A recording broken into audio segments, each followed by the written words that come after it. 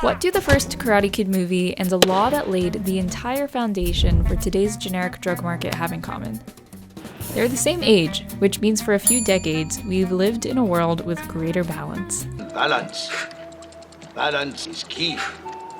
No, really. On balance, what we have is a total bill that I think is very good because it will bring about lower priced generic alternatives to brand name drugs once the patent's expired. I think we have a bill that will help the generic drug manufacturers and at the same time protect those people that have invested millions of dollars in new drugs that are needed by all of the citizens of America that would not be produced unless there was some minimum protection for them after they got the drug on the market.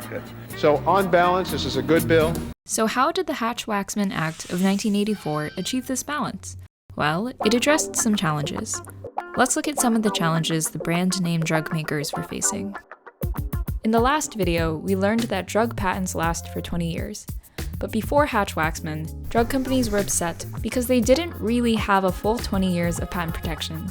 They had 20 years from the date the patent was issued, but after getting the patent, they still had to conduct years of clinical trials and gain FDA approval before selling the drug, leaving only a few years left of exclusivity before competitors could bring generics to market. Now, let's look at some of the challenges the generic drug makers were having. Before 1984, generic drug companies couldn't access a drug's formula until the original patent expired.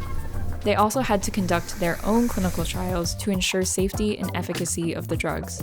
So even after a patent expired, consumer access to generic drugs wasn't immediate, as generic drug companies still needed time and money for testing and manufacturing. If any of these activities were done prior to patent expiration, they could be considered patent infringement or the manufacture and use of a patented invention without authorization. So Hatch-Waxman benefited both brand name and generic drug companies.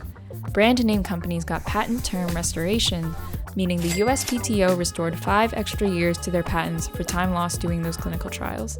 In return, generic drug companies could start testing and manufacturing before a patent's expiration date without it being considered patent infringement.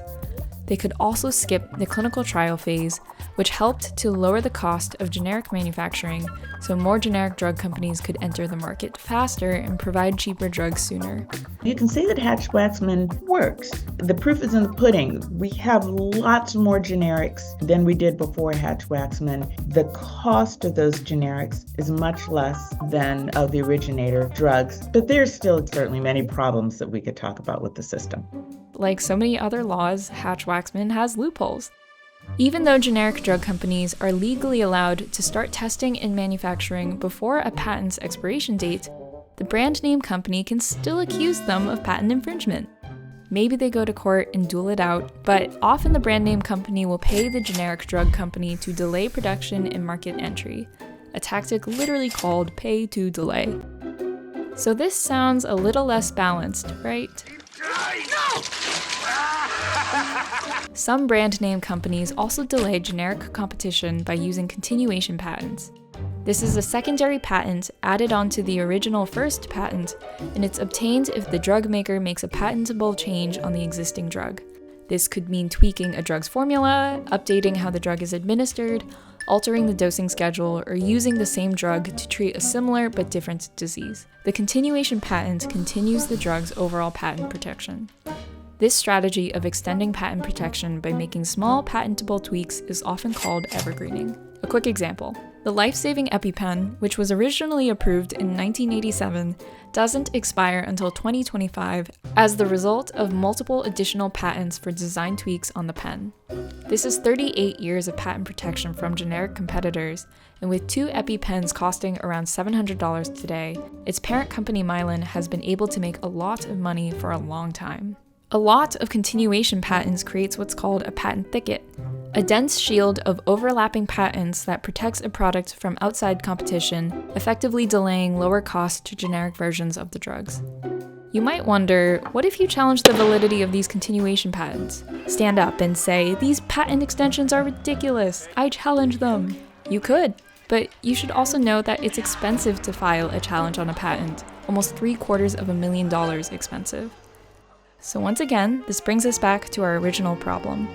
On one hand, pharmaceutical innovators argue patent extensions and related tactics help increase money for further innovation.